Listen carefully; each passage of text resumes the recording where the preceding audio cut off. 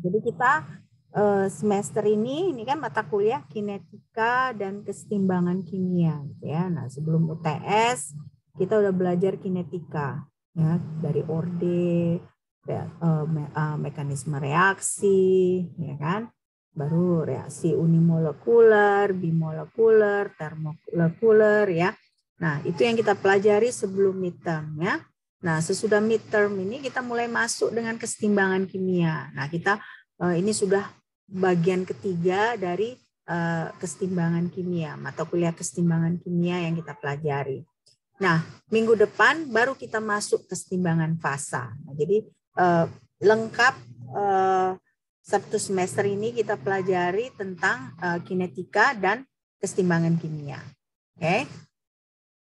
Nah, khusus untuk hari ini, ya, kita mau mempelajari bagaimana kesetimbangan asam basa, ya, baru mempelajari bagaimana buffer. Nah, baru kita mau mempelajari kelarutan senyawa ionik, ya. Nah, nanti tentunya topik ini lebih mendetail lagi kita pelajari ketika kita mengambil kuliah kimia fisika larutan. Oke. Nah, jadi kalau kita berbicara kesetimbangan asam dan basa, ya, kita itu akan melihat adanya transfer proton, ya, H+, ya, proton itu kan H+. Nah, jadi ini adalah salah satu jenis reaksi asam dan basa, ya, salah satu jenis reaksi asam dan basa. Nah, kenapa kita perlu mempelajari ini? Karena kalau misalnya kita mau mempelajari sistem biologis, ya, seperti protein, enzim, ya, sewaktu kita belajar mekanisme reaksi juga kan ada mekanisme reaksi enzim seperti itu, ya. Nah, jadi kalau kita mempelajari sistem yang mengandung senyawa biologis, ya, seperti protein, enzim dan lain-lain itu, ya, itu sistemnya itu bergantung pada pH, ya. Jadi kalau misalnya pH-nya terlalu tinggi, nah kemungkinan rusak sistemnya. Ya, misalnya protein kalau misalnya protein itu, kalau kalian bekerja dengan protein itu pH-nya harus netral. Misalnya salah aja kalian sedikit, ternyata naik pH-nya, misalnya pH-nya jadi pH turun, pH-nya menjadi pH bersifat asam, itu protein bisa rusak, protein bisa terdegradasi. Nah, jadi karena sistem yang seperti ini banyak bergantung pada pH, jadi kita perlu tahu bagaimana reaksi yang melibatkan transfer proton ini, ya, karena sistem biologis ini. Nah, jadi ini alasannya kenapa kita mau mempelajari kesetimbangan asam dan basa ini. Nah, kita udah belajar di matematika kimia pun kita udah belajar, ya. Sewaktu itu ada rumusnya, ya, bahwa pH itu, ya, negatif logaritma. Nah, ini A ini basisnya dari konsentrasi H+, ya. Atau misalnya kalau basisnya 10, ya, jadi negatif logaritma H+, ya. Nah, A ini bisa juga kita sebut aktivitas hidronium, ya, hidronium. Nah, ini konsentrasi H+ ini, ya, berarti konsentrasi dari ion hidronium. Nah, satuannya mol per liter, ya, selalu konsentrasi ini satuannya mol per liter. Nah, jadi kalau kita berbicara kesetimbangan, ya, selalu kita ingat ada panah yang ini, ya, panah ke kanan dan ke kiri. Berarti kan dia ada kesetimbangan dari kanan, ada dari kiri. Nah, kalau misalnya kita punya asam yang lemah, ya, berarti kalau asam yang pH-nya itu bukan kecil, pH-nya sudah mendekati pH 7, nah, asam lemah dia. Nah, kesetimbangannya itu seperti ini, H+, ya, ditambah A negatif, ya. Jadi ion H plus ditambah ion AA negatif. Nah, semua ini ya kalau kalian lihat aqueous berarti dia dalam larutan. Ya. Nah, kalau kita mau menghitung tetapan kesetimbangannya, ya sama seperti yang minggu-minggu lalu kita pelajari produk, ya kan, dipangkatkan pangkatkan koefisien stoikiometri dibagi reaktan dipangkatkan koefisien stoikiometri. Nah, jadi untuk asam yang modelnya seperti ini, asam lemah yang seperti ini, disosiasi asam lemah yang seperti ini, K alfanya itu atau ketetapan kesetimbangannya itu adalah konsentrasi H plus dikali konsentrasi A negatif. Nah, ini kan dua-dua adalah produk dibagi konsentrasi HA atau reaktan. Ya, jadi kita bisa lihat ini ada disosiasi asam lemah, ya. Nah, kita mau menghitung tetapan kesetimbangan pada reaksi disosiasi asam lemah. Nah, kita bisa lihat reaksi bersamaan tiga ini. Ya. Nah, sekarang berarti tetapan kesetimbangan ini kan kalau misalnya kita mau gantikan konsentrasi dengan aktivitas, berarti konstanta kesetimbangan ini tidak memiliki satuan. Nah, tapi ini sekarang kita melihatnya dari segi larutan yang ideal. Ya. Nah, kalau larutan yang ideal itu berarti dia memiliki satuan. Ya, satuan. Nah, jadi satuan ini nanti berguna bagaimana kira-kira tahapan-tahapan kita akan menghitung reaksi, menghitung tetapan kesetimbangannya. Oke. Nah, sekarang contohnya ini. Coba kalian catat. Jadi ini ada larutan 0,2 molar asam asetat. Nah, Ka-nya itu 1,8 dikali 10 pangkat negatif 5 molar. Nah, berapa pH-nya? Coba, bisa nggak kalian hitung? Coba kalian coba-coba.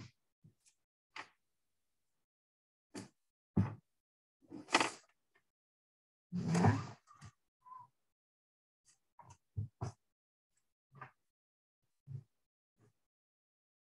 Saya kasih clue. Clue yang pertama itu adalah bikin tabel APK dulu. Bikin tabel APK. APK kemarin kan awal, perubahan, baru kesetimbangan. Nah, awal itu kan berarti yang ada itu hanya reaktannya, ya kan? Yaitu asam asetat. Nah, dia kan asam asetat berarti mengalami disosiasi menjadi H plus ditambah CH3COO negatif, ya. Nah, berarti kan asam asetat ada, tetapi kita belum tahu berapa konsentrasi pada saat kesetimbangan dari asam asetat, dari H plus, dari CH3COO negatif. Nah, jadi kalian setup dulu tabel APK.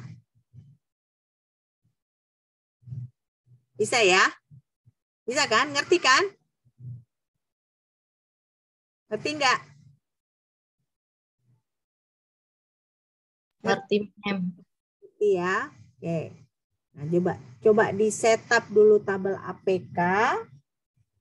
Nah, dari tabel APK itu nanti kalian bisa mencari berapa konsentrasi H plus. Ya.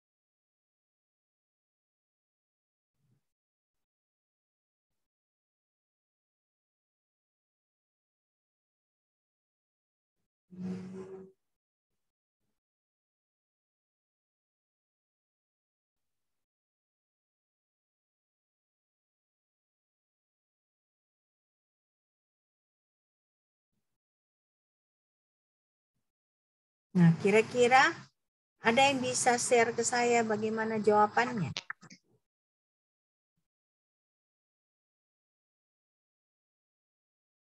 Kenapa ini kalian makin nggak disiplin ini ya? Kok hanya 24, 23 aja yang nggak hadir? Apa penyebabnya nggak disiplin ini? Mungkin Mem lagi nggak ada jaringannya, Mem. Sebentar ya, Mem, saya ingatkan teman saya, Mem.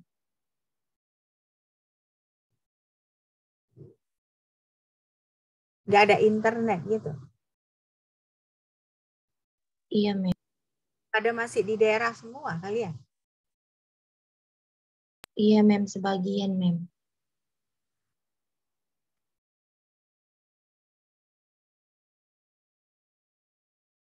Oke, ada nggak yang bisa share ke saya jawabannya kira-kira?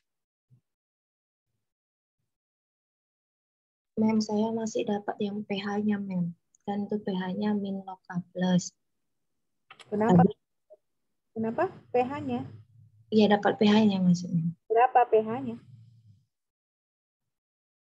Itu belum saya kalikan ke KA, Mem. Masih dia 0,02 hasilnya saya tak, Mem. 2,7 ya, Mem.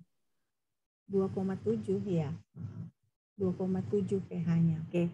Semua Iya, udah Mem. ngerti kan? Hah? Ngerti, Mem. Iya. Oke, kan ini gampang. Nah, jadi kita bikin tabel APK awal perubahan kesetimbangan, ya kan? Nah, di sini pH dari asam asetat adalah 0,2, ya. Sementara H+ dengan CH3CO negatifnya itu 0, ya. Dua-dua mereka berdua belum ada, gitu ya. Nah, ini berarti ketika perubahan dia mengalami perubahan negatif X. Nah, ini positif X, positif X. Nah, berarti pada saat kesetimbangan itu si ini ya, asam asetat itu 0,2 molar dikurang X. Nah, sementara H+ itu adalah plus X, CH3CO negatif juga plus X. Nah, jadi karena kita tahu Ka, kita bisa mencari nilai X, ya.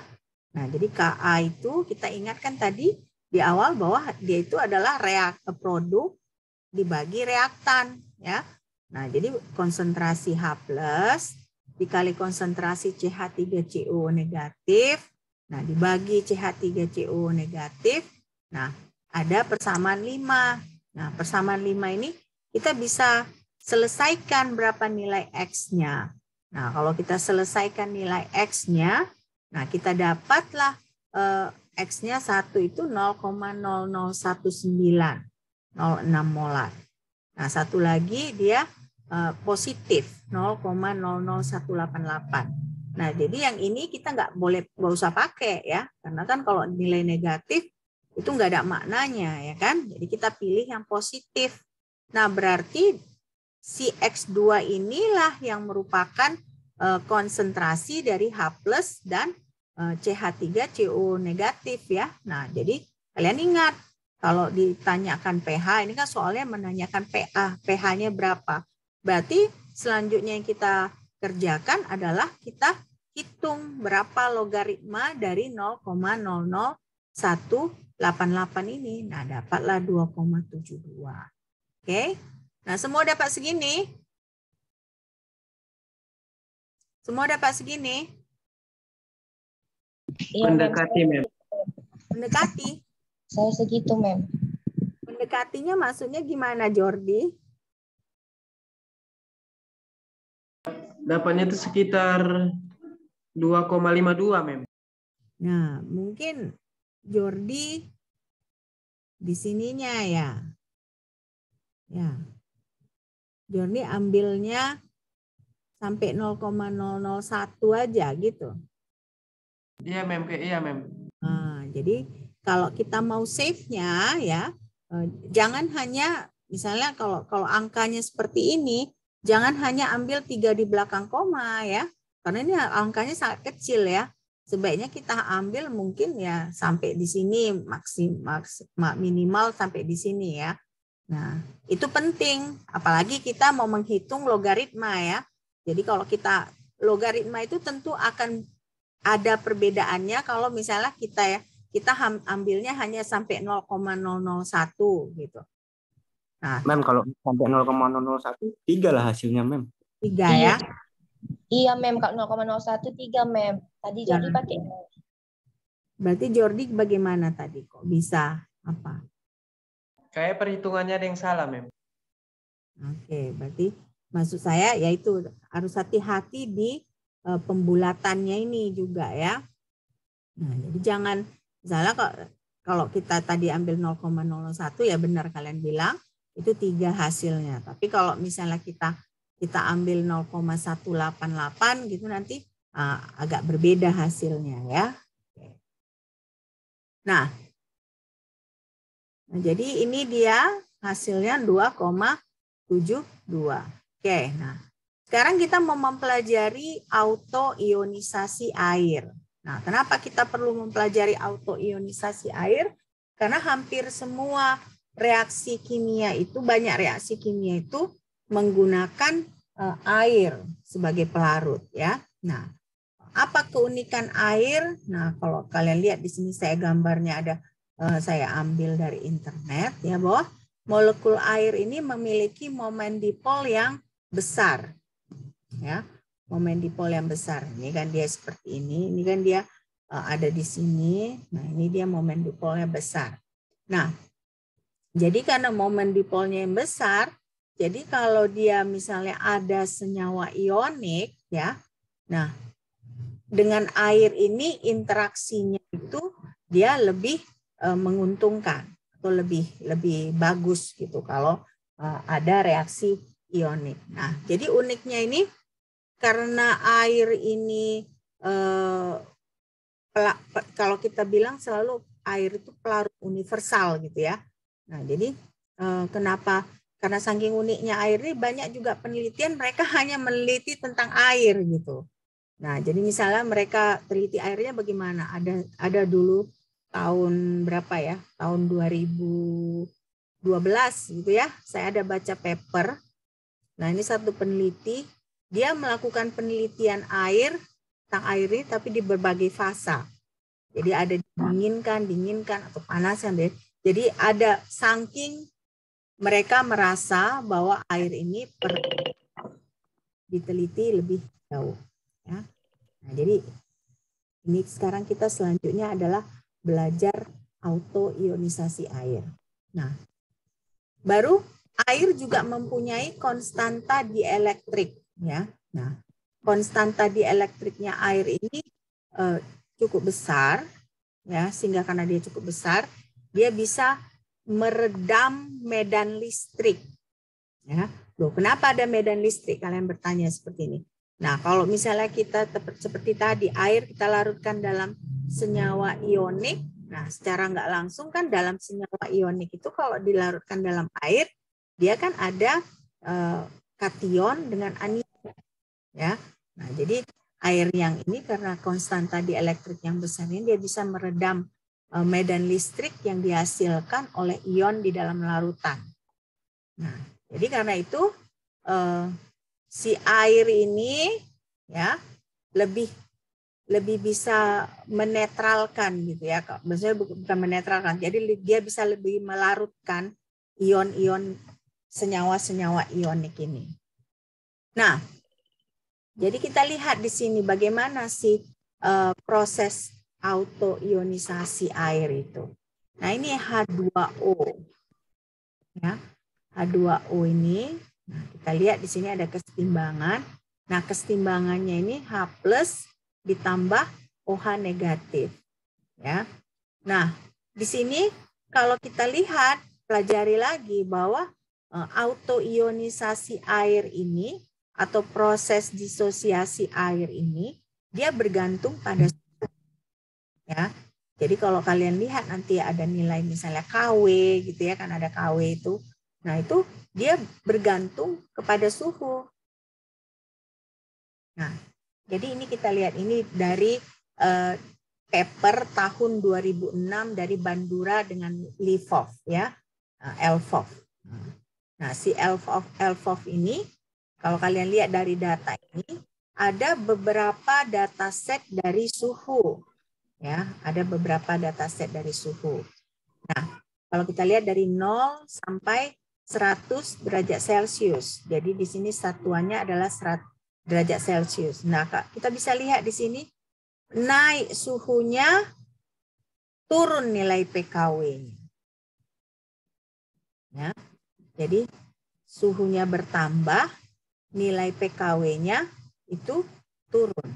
Nah, jadi dari sini bisa disimpulkan kalau autoionisasi air ini ya, jadi konstanta kesetimbangannya ini nantinya dia bergantung kepada suhu.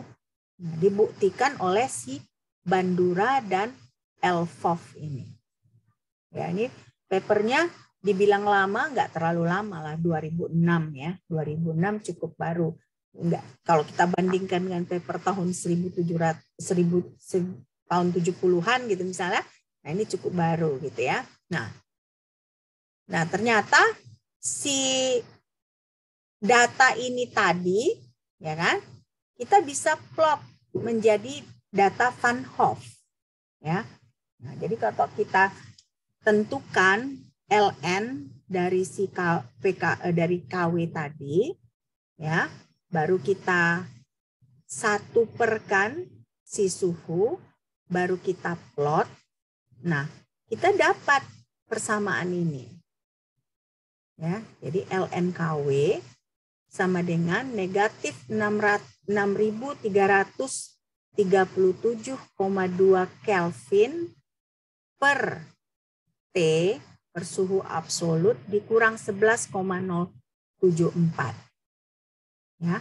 Nah, jadi inilah buktinya juga bahwa memang si konstanta kesetimbangan dari autoionisasi air atau proses disosiasi air itu bergantung pada suhu. Nah, jadi kalian perhatikan lagi di sini. Ini kan ada kemiringannya, ya kan? Nah, di sini berarti kalau kita lihat si gradiennya itu nilainya apa? Nilainya bagaimana ini? Gradien. Kemiringannya bagaimana nilainya ini? Bagaimana? Hah? Yang minus ya, Mem, nilainya. Nilainya minus ya. Nah, makanya di sini dia turun ya. Nah, jadi penjelasannya ini ya bahwa ada beberapa kelengkungan pada garis ya. Jadi sebenarnya garisnya ini bukan lurus sekali ya. Jadi ada sedikit ini kan dia sebenarnya dia udah kita trend line kan kita sudah luruskan gitu kan. Tapi sebenarnya kalau benar-benar datanya kita ikutin dia ada kelengkungannya. Nah, kelengkungannya itu ya menunjukkan bahwa ada ketergantungan suhu untuk entalpi. Nah, kalau minggu lalu kan kalian lihat yang bahwa si Van Hoff itu ya kan, nanti dari Van Hoff itu kita bisa hitung entalpinya. Ya, entalpi. Nah, berarti kalau misalnya kita masukkan lagi yang ini untuk menghitung entalpi, ya kan, kita masukkan data ini untuk menghitung entalpi, dapatlah dia nilainya 52,7 kilojoule per mol. Nah, dari sini kita bisa lihat karena entalpinya ini 52,7 kilojoule per mol, nah, disimpulkanlah bahwa proses disosiasi itu adalah endotermik.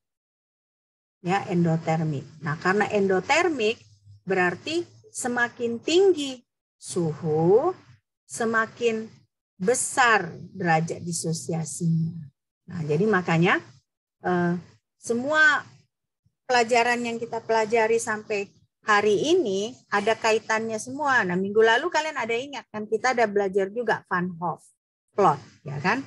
Nah, tapi minggu lalu kita belajar Van Hoff plot itu untuk menentukan entalpi. Ya. Nah, ternyata kalau kita plot juga si KW ini, ya, konstanta kesetimbangan untuk autoionisasi air ini terhadap seperti, nah, kita dapat persamaan ini. Nah, dari sini juga kita bisa hitung entalpinya. Ya, entalpinya berapa. Nah, karena kita bisa hitung entalpinya berapa, ya kan? Nah, kita tahulah entalpinya 52,7 kJ per mol. Nah, ternyata nilai entalpi yang seperti ini, ya, ini kita sebut sebagai proses endotermik. Nah, kalau proses endotermik berarti artinya begitu suhu meningkat, derajat disosiasi itu juga membesar. Ya. Nah, sekarang kita coba hitung ini. Ada air pada suhu 37 derajat Celcius, berarti suhu normal manusia. Ya. Hitung berapa pH air netral pada suhu 30 derajat Celcius. Ya.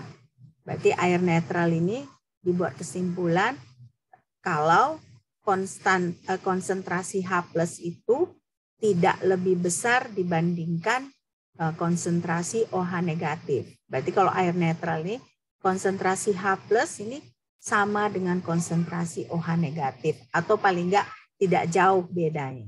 Oke. Nah, jadi bagaimana cara kita menghitung ini? Apa yang harus kita kerjakan dulu? Jadi kita hanya tahu suhunya 37 derajat Celcius. Tapi ditanyakan berapa pH airnya. Jadi apa tahap pertama yang harus kita kerjakan? Membuat tabel APK nggak, Amin? Buat. Dari mana tabel APK-nya? Berarti nggak ada kan, Mem? Konsentrasinya nggak diketahui. Reaksi air dulu ya, Mem. Disosiasi air. Disosiasi air. Oke, good. Nah, sudah kita tahu reaksi disosiasi air. Tapi kan maksudnya kita nggak tahu konsentrasi awalnya berapa. Kita nggak tahu konsentrasi akhirnya berapa. Kita hanya tahu suhunya itu 37 derajat Celcius. Nah, jadi makanya bergunalah data yang ini. Ya kan? Bisa nggak kita hitung di sini berapa nilai KW-nya dari plot ini? Bisa nggak kita hitung nilai KW-nya?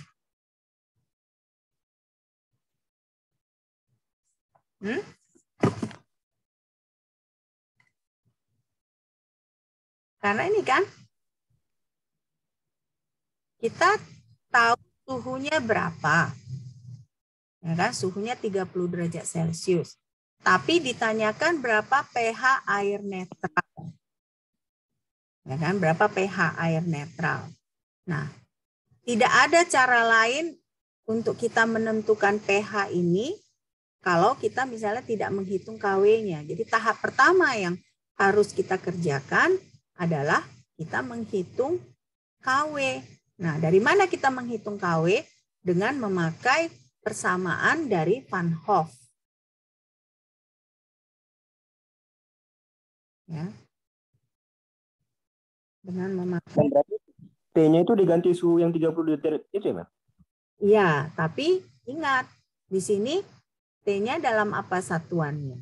Di sini satuannya kan dalam Kelvin. Jadi kalian harus ubah dulu si 30 Celcius itu ke Kelvin. Baru kalian substitusikan ke sini, ke persamaan ini. Ya. Nah, sesudah itu kalian bisa hitung berapa nilai KW-nya. Tapi ingat ini kan persamaan ini, dia ini KW-nya masih dalam bentuk ln. Kalau kalian masukkan semua, yang kalian dapat tuh masih ln. Jadi kalian harus inversekan dulu untuk mendapatkan nilai KW.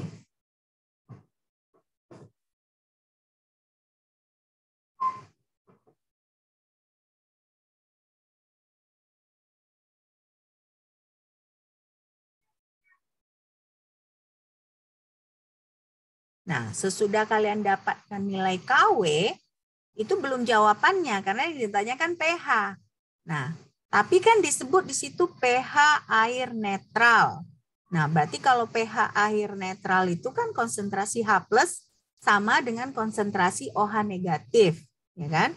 Nah, berarti KW itu sesudah kalian dapatkan tinggal kalian cari akarnya. Ya kan? Tinggal kalian cari berapa akarnya.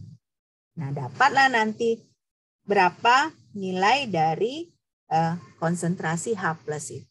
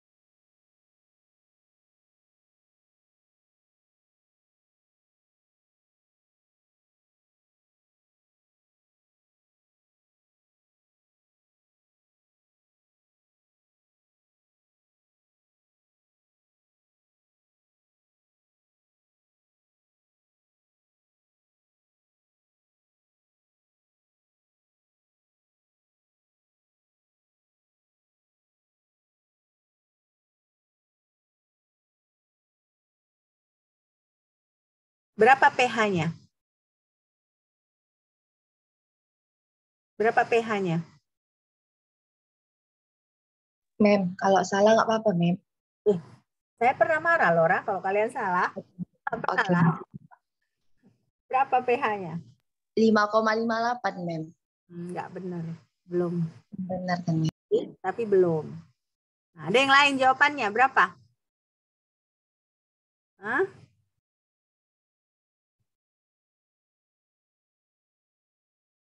Ada yang lain? 4,3, Mem. Enggak. Kok bisa kalian nilainya rendah gitu ya? Ini ingat, pH air netral ya pada suhu 37 derajat Celcius. Nah, jadi nggak akan mungkin dia misalnya jauh kali gitu ya. Nah, air netral itu berapa biasa pH-nya kalau pada 25 derajat Celcius? 7 ya. Kalau 7, kan? 25, Kenapa, Laura? kalau 25 7 pH-nya, Mem. Tuh, ya kan? Nah, jadi berarti dia pasti akan tetap mendekati 7. Ya, nggak akan pernah dia jauh dari 7. Ini kalau Laura bilang 5, dia udah terlalu jauh dari 7, ya kan? Nah, sementara suhunya pun yang kita buat bukan jauh kali kan, 37 derajat Celcius. Biasanya kan yang 7 itu 25 derajat Celcius, ya kan? Nah, jadi kita perhatikan. Nah, kemungkinan kalian sudah tahu caranya ya. Jadi kalau misalnya ini, ya kan, ini soalnya, ya kan. Nah, jawabannya itu kita gunakan plot Van Hoff ini. Ya, tadi saya sudah bilang. Jadi ln KW sama dengan negatif 6338 dibagi 310 dikurang 11,04.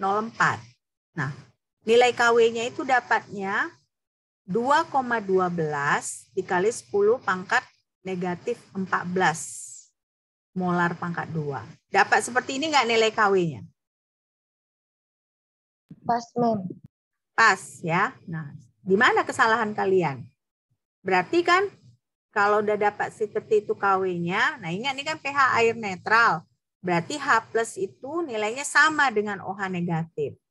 Nah, berarti konsentrasi H+ itu adalah sama dengan akar dari 2,12 dikali 10 pangkat negatif 14. Nah, dapatlah 1,456 kali 10 pangkat negatif 7. Nah, kita logaritmakan ini, negatif logaritmakan, ya, kita dapatlah 6,84. Jadi makanya saya bilang tadi, walaupun ini suhunya 37 derajat Celcius, dia tetap tidak akan terlalu jauh dari 7. Ya, dia mendekati, pasti akan mendekati 7. Nah, kira-kira Laura di mana salahnya? Saya lupa di akar, Mem. Ya, Mem, betul. Udah pas, Mem. Nggak saya akarkan, Mem.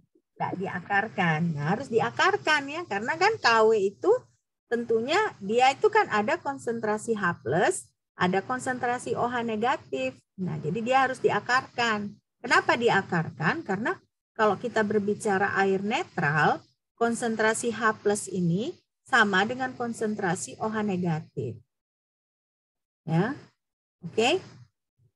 Nah, kalian ada ketinggalan nyatat nggak? Ada ketinggalan nyatat? Dari tadi pun, Mem. Tapi nggak apa-apa lah, Mem. Nggak apa-apa nih saya tapain. Karena saya nggak tahu kapan saya upload ke Sibda ya. Nah, daripada kalian nanti nggak belajar di rumah. Sampai di mana kalian ketinggalan?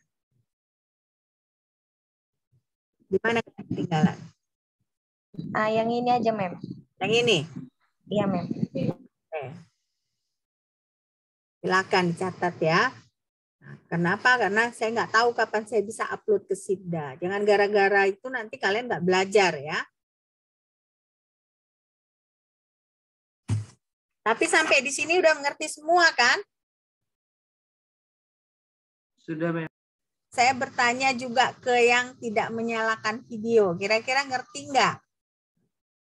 Ngerti, Mem. Laura? Ngerti, Mem. Hah? Ngerti? Ngerti, Mem. Ngerti ya? Oke. Selesai yang ini, Laura? Selesai, Mem. Kalian panggil saya ibu aja lah ya. Saya harus sebenarnya risih dari dulu dipanggil Mem ya. Karena saya kan Karena bahasa Inggris kimia, Mem. emang kenapa kalau bahasa Inggris kimia? Kan saya orang Indonesia. Udah panggil saya ibu aja ya. Saya dipanggil sama keluarga saya kalau kalian panggil saya Mem ya. Oke? Oke, Bu. Nah, panggil ibu aja udah. Oke. Nah, jadi ini yang ini udah selesai? Udah, Bu. Oke, nah ini data Van Hoff ini penting kalian catat ya. Nah, ini untuk kita menunjukkan bahwa si KW ini, KW dari autoionisasi air ini bergantung kepada suhu, ya. Izin, Iya, Bu. Bu. Saya izin, Eh? Bu. Iya, Bu. Oke.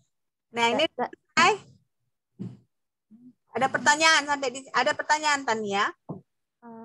Tadi kan Bu, jawaban saya sama Jordi 4,6. Ternyata yang salahnya itu di pas masukkan ini plan KW-nya ini. Yang saya buat dia itu yang di atasnya itu ya yang min 6,337,2. Tapi di bawahnya semua saya buat T kurang 11. Jadi salah dia. Oh gitu. Oh, kamu salah sangka dengan yang ini gitu ya. Oke. Ya. Oke. Tapi sekarang udah tahu ya, bukan seperti itu ya. Oke, ya. Ini udah ya? Belum, Bu. Belum. Oke.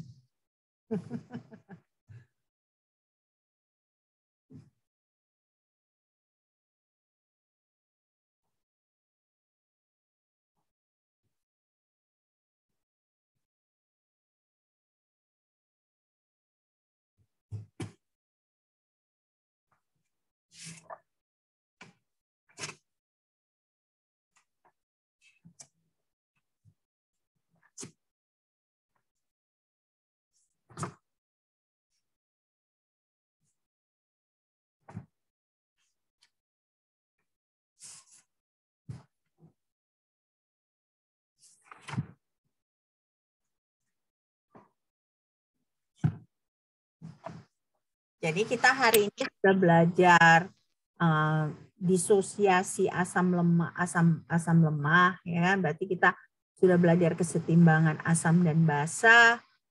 Baru yang selanjutnya kita belajar autoionisasi air. Terus kita bisa melihat bahwa dari plot Van Hoff ya, bahwa proses autoionisasi air ini bergantung kepada suhu. Nah, kalau bergantung pada suhu berarti kita bisa lihat bahwa nilai KW itu bergantung kepada suhu. Jadi misalnya kalau kita bilang KW segini, KW sama dengan segini, KW sama 14, nah, itu pada suhu 25 derajat Celcius. Nah, tapi tentunya kalau misalnya ditanyakan berapa KW pada suhu 50 derajat Celcius akan berbeda. Ya. Oke. Nah, yang ini udah selesai? Sudah, Bu. Nah ya. Nah ini saya ulangin lagi aja. Saya ulangin untuk mengingatkan kalian bahwa ternyata si Van Hoff ini juga kita bisa gunakan untuk menghitung entalpi. Ingat minggu lalu. Di pelajaran kita minggu lalu ada itu kan. Bahwa dari plot Van Hoff ini kita bisa menghitung entalpi. Nah ternyata dengan menggunakan ini kita hitung entalpi. Entalpi yang didapat itu adalah 52,7 kilojoule per mol. Nah, 52,7 kilojoule per mol ini, dari situ kita tahu bahwa dia prosesnya itu adalah proses endotermik. Nah, apa yang terjadi dengan proses endotermik? Berarti kalau suatu proses disebut endotermik, berarti maksudnya kalau ada suhu yang ditambahkan, berarti derajat disosiasinya akan lebih besar. Ya. Nah, itu yang kita pelajari. Nah, ini udah dicatat kan tadi ya? Udah kan? Udah lah ya. Sudah, Bu. Oke, ini juga udah lah ya kan? Udah kita hitung tadi kan? Udah dicatat kan? Sudah, Bu. Nah, ini juga. Nah, kita lanjut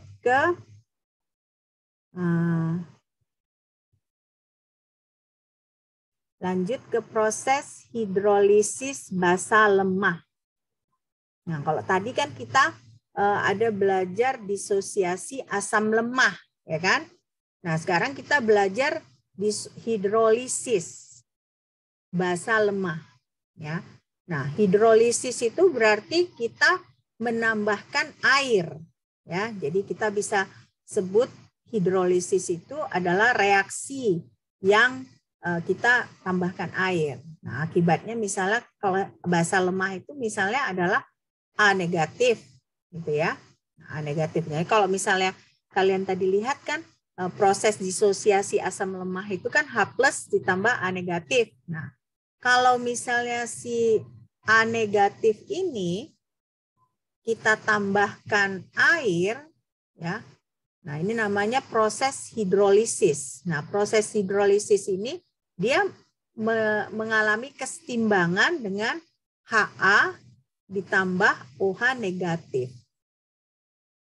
Ya, Ha ditambah OH negatif. Nah, jadi kalau tadi asam lemah tetapan kesetimbangannya kan Ka.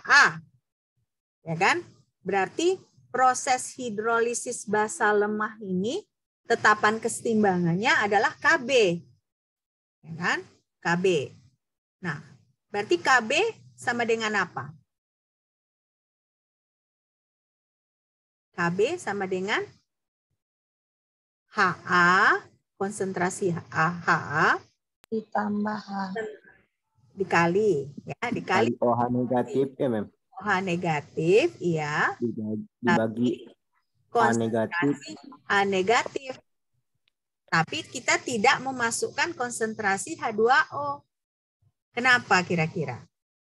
Karena H2O adalah pelarut, Mem. Nah, H2O ada pelarut pertama. Kedua, H2O kan bukan ionik dia di sini. Iya, Mem. Lihat di sini kesetimbangan ioniknya ya. Jadi kalau kita mau menghitung konstanta kesetimbangan proses hidrolisis basa lemah ataupun asam lemah, kita hanya memperhitungkan yang ini ya. Oke.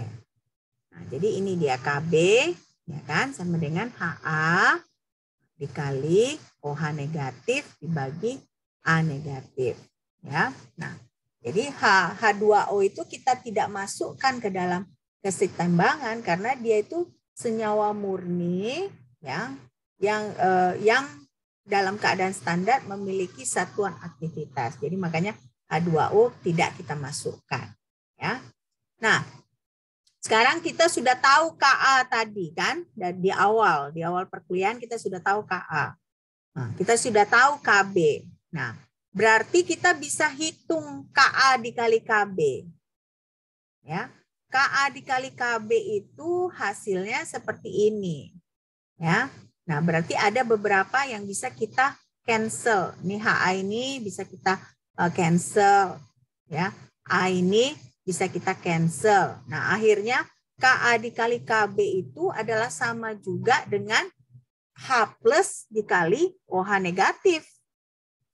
Nah, kita tahu kan tadi di persamaan sebelumnya bahwa H+ dikali OH negatif itu adalah Kw.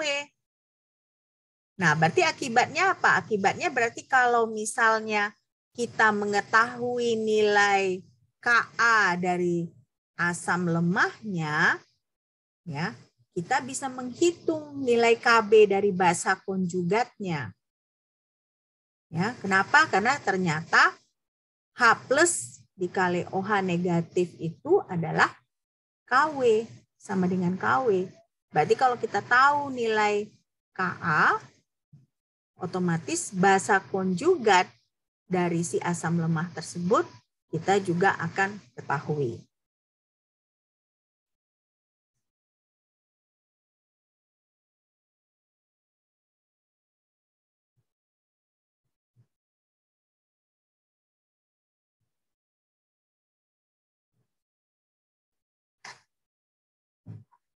Oke.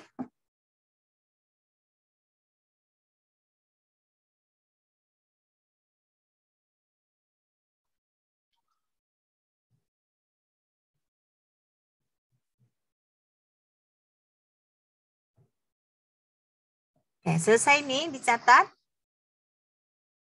Selesai, Mem. Selesai ya. Yang ini tadi udah selesai dicatat? Belum, Mem.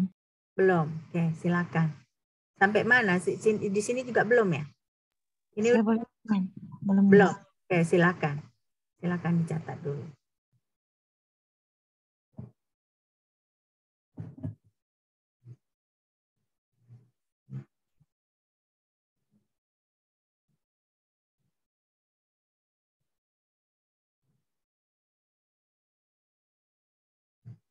Oh, berarti ini mem hidrolisis basa lemah.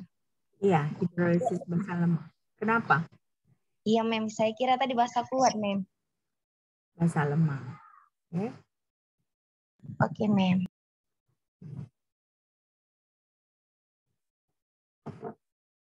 Selesai yang ini? Oh iya, oke Bu. Sudah Bu.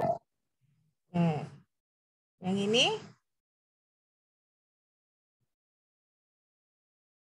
Belum Bu. Belum. Oke.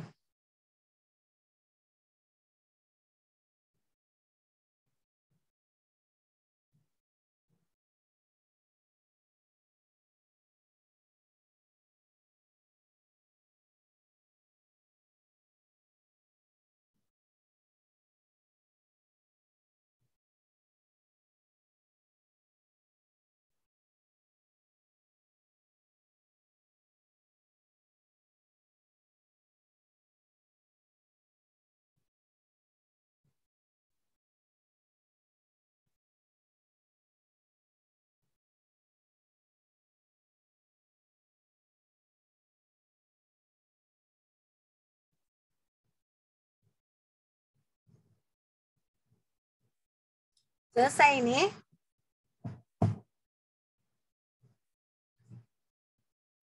Belum mem. Belum. Oke. Bu.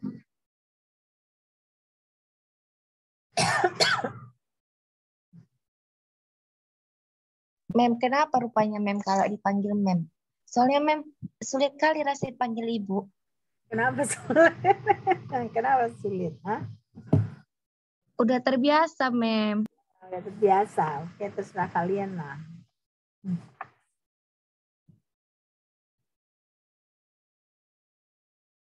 Oke Bu.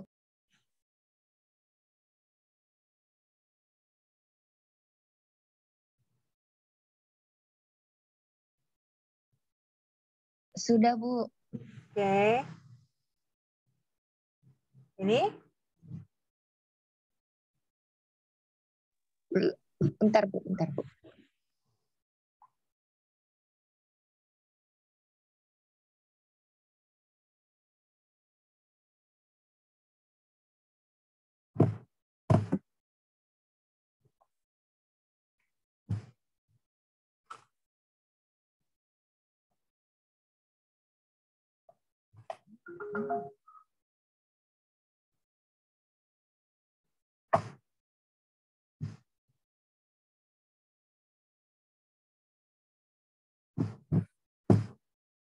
Nah, ini yang perlu kalian catat juga ini, bahwa ternyata ya KA dikali KB itu pada dasarnya adalah KW ya. Jadi kalau kita tahu berapa nilai KA-nya, otomatis nanti nilai KB-nya akan diketahui ya.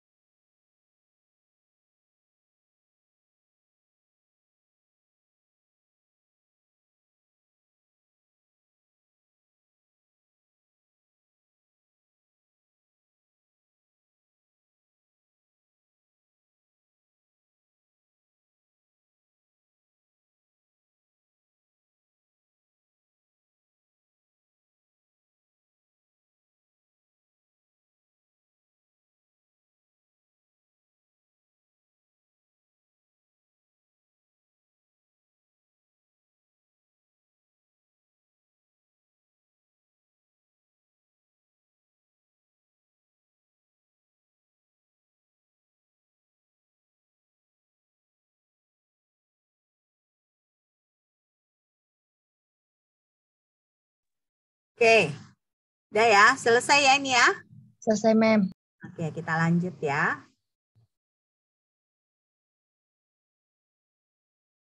Nah, jadi tadi kan kita udah belajar disosiasi asam lemah, autoionisasi air. Baru kita belajar lagi proses hidrolisis basa lemah. Nah, sekarang selanjutnya kita coba contoh 3 ini hitung. Nah, ini pertanyaannya adalah berapa pH larutan KF ya. Molaritasnya itu 0,1550 ya. Nah, sementara dia di sini untuk HF itu nilai pKa-nya adalah 3,17 pada 25 derajat Celcius ya. Nah, berarti ini yang harus kita kerjakan di sini adalah di sini baru kita bisa membuat tabel APK. Ya, tabel APK. Oke. Nah, coba kalian konstruk dulu tabel APK. Berarti reaksinya seperti apa? Berarti kan reaksinya adalah HF ditambah apa? H2O. Nah, bukan F negatif, F negatif. Nah, ditambah H2O, dia mengalami kesetimbangan dengan HF ditambah OH negatif.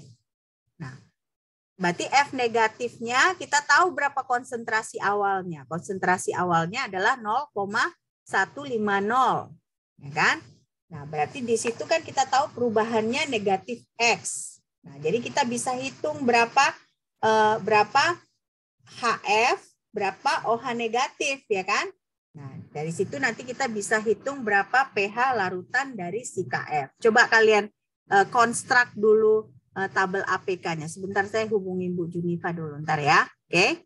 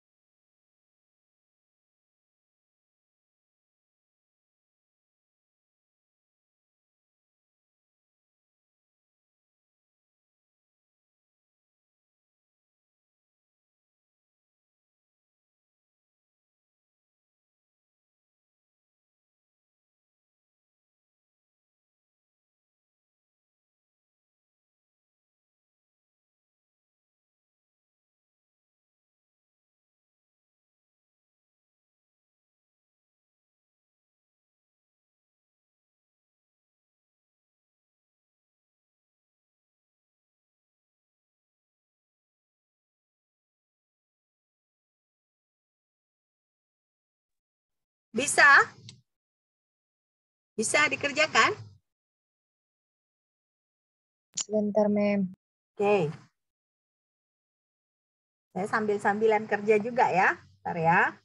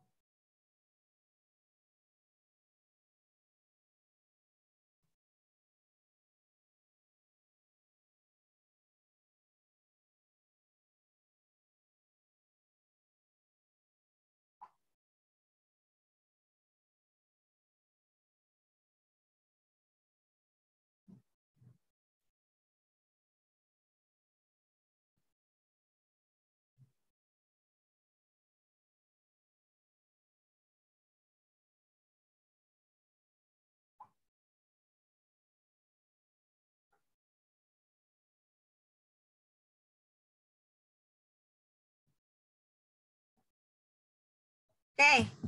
Ada yang bisa jawab?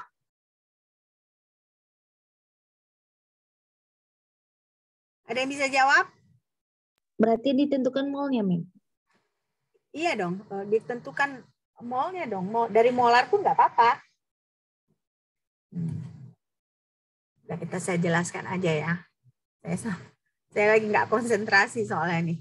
Oke, nggak apa-apa. Nah, jadi kita perlu tabel APK ya. Nah, kan tadi ada, saya tunggu dulu ya. Bentar ya.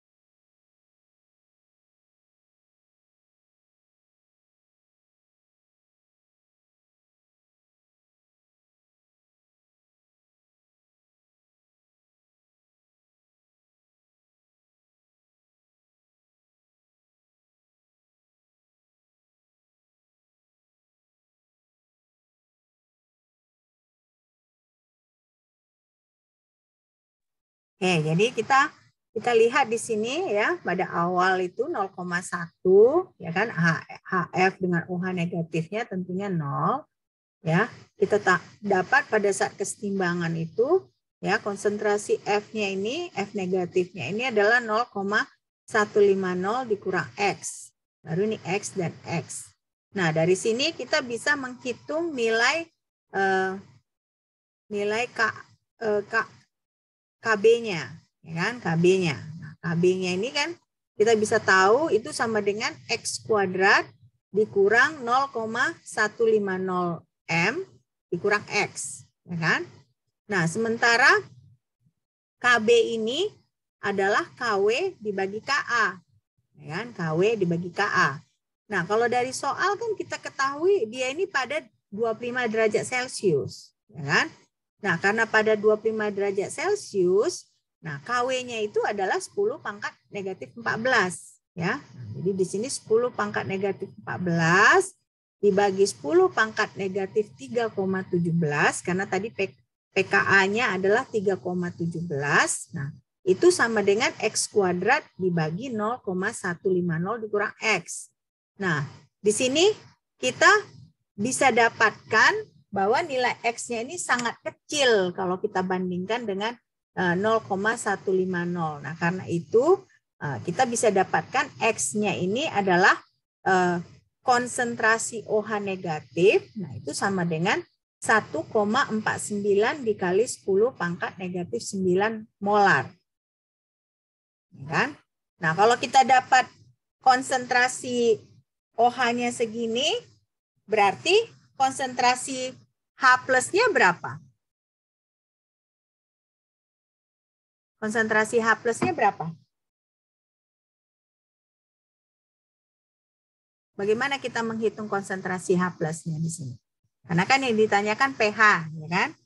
pH dari larutan basa lemah tersebut. Nah, sekarang kita udah dapat konsentrasi OH negatifnya ini.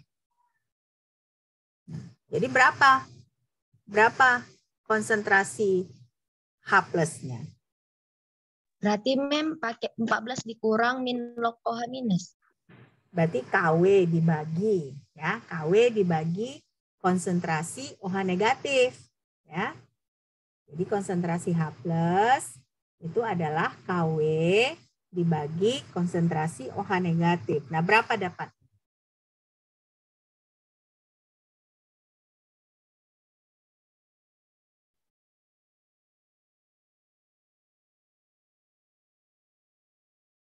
Berapa dapat?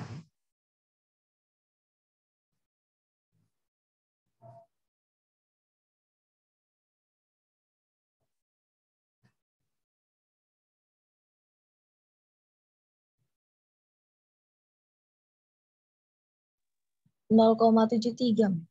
73 kali 10 pangkat min.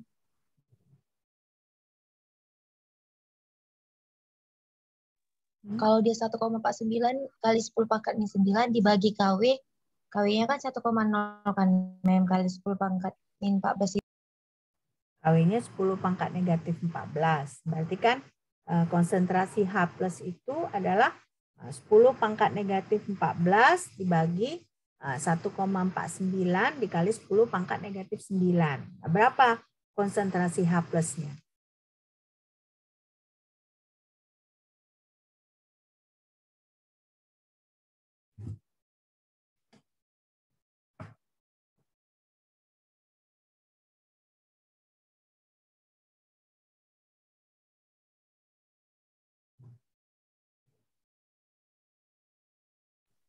Enam 6,7 kali 10 pangkat min 6 ya, Mem? Ya, min 6 atau min 9? Min 9 Mem.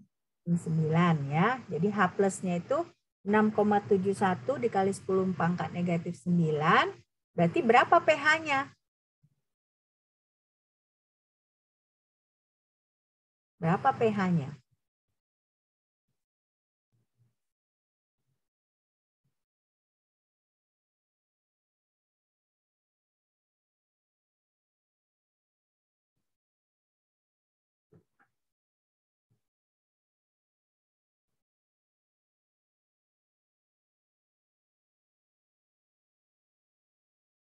Berapa pH-nya? 5,17 kalau di saya. 5? Enggak itu. Belum tepat Tania. Kalau 5 kan berarti dia masih asam itu kan. Ini kan kita pH dari basa lemah. Jadi kira-kira berapa? Jadi berarti yang dicari itu berapa logaritma dari negatif logaritma. Jangan lupa ya, negatif logaritma dari 6,71 dikali 10 pangkat negatif 9.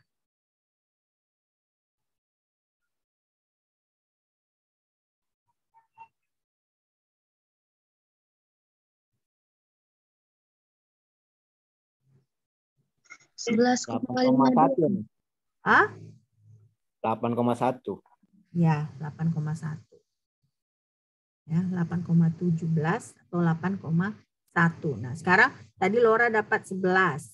Nah, Tania dapat 5. Nah, kira-kira kalian kesalahan kalian di mana? Kan udah dapat ini, kan? Si OH. Nah, berarti kan tahapan selanjutnya kita cari konsentrasi H+. Nah, konsentrasi H+ itu kan 10 pangkat negatif 14 itu adalah nilai KW dibagi konsentrasi dari OH negatif, yaitu 1,49 dikali 10 pangkat negatif 6. Ya kan? Dapatlah 6,71 dikali 10 pangkat negatif 9. Ya kan?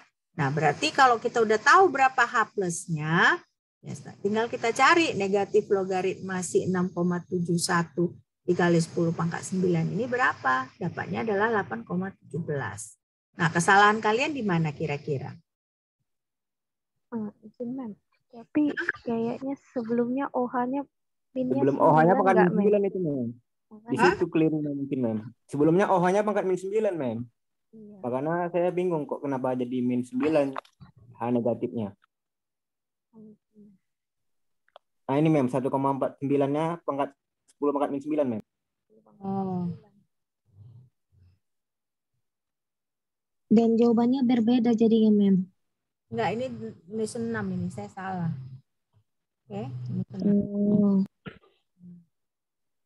Salah.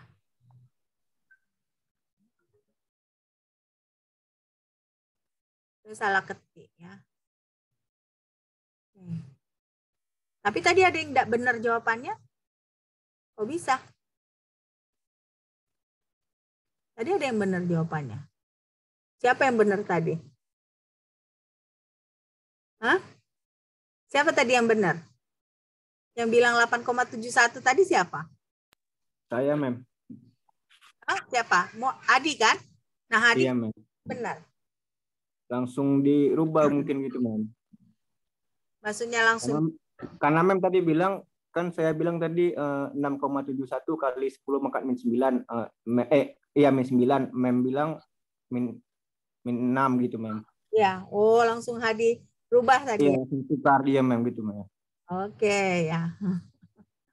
Ya, jadi kesalahan saya ya. Namanya saya manusia ya. Saya tentunya punya kesalahan. Oke, nah ngerti ya? Udah ya. Berarti tadi Tania kesalahannya karena saya salah ketik di sini ya.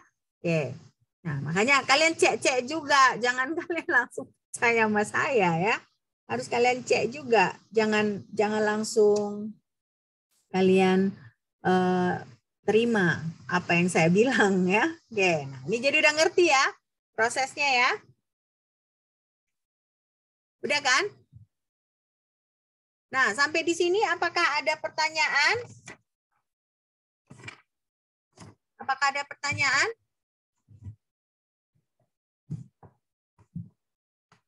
Pas, Mem. Hah? Pas? Udah ngerti semua? Mulai dari proses disosiasi asam lemah, autoionisasi air, baru hidrolisis basa lemah, ya. Nah, baru kita bisa ingat lagi tadi ada di autoionisasi air tadi. Nah, kita bisa lihat, bisa kita plot juga memakai Van Hoff, plot Van Hoff. Nah, dari situ kita tahu kalau KW itu, nilai KW itu bergantung terhadap suhu, ya. Oke. Nah, kalau tidak ada pertanyaan lagi, ya, saya rasa kita akhiri aja perkuliahan ini, ya. Sampai jumpa minggu depan. Oke. Terima kasih, Mem.